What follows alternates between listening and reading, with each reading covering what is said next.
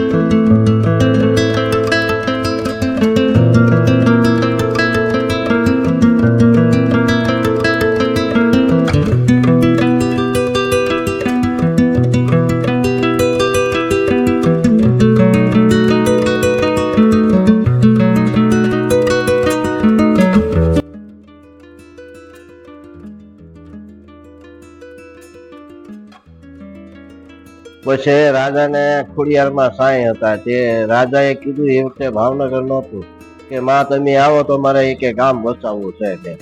એટલે માતાજીએ કીધું કે તું આગળ ને હું પાછો, તારે પાછું વળીને નહીં જોવાનું. માતાજી એમ કીધું તે રાજાને પછી એમ થયું કે ભાઈ માતાજીનો સાધનનો અવાજ બંધ થઈ ગયો. તે રાજપરા આવતા માતાજી બેસી ગયા ને અહીંયા વિહામો ખાતો અહીંયા થાપો મારતા ગયા માતાજી ખોડિયારમાં. આ એનો ઇતિહાસ ને પછી આ લોકો ઘણા વર્ષના આવે છે, ઘણા એમ કે ચામુંડામાં અમારા કુળદેવી છે, ખોડિયારમાં અમારા કુળદેવી છે. પછી આ મંદિર પટેલ ને સપનામાં આવ્યું, નામ એવું પથ્થર હતો ખાલી, અને સપનામાં આવ્યું ને એને બધી નિશાની દીધી ને માતાજીને કીધું પટેલે કે માં અમારા કુટુંબમાં બધા સંતાન વગરના છે કે 15-20 ઘર છે કે માં તું અમારા પટેલ નહીં માને કે. એટલે માતાજીને એમ કીધું છે માતાજી કે તારા ઘરે દીકરા બધે જ્યાં નહીં હોય ને બધે હું દીકરા દીકરીઓ આપી જે ભાગમાં હોય. પછી પટેલ આ મંદિર બનાવ્યું. એટલો એનો ઇતિહાસ. પછી માણસ ઘણું આવે બધા કે મારું કામ થઈ ગયું, ઓલા કે મારું થઈ ગયું ને ભાઈ માનતા હોય આવે.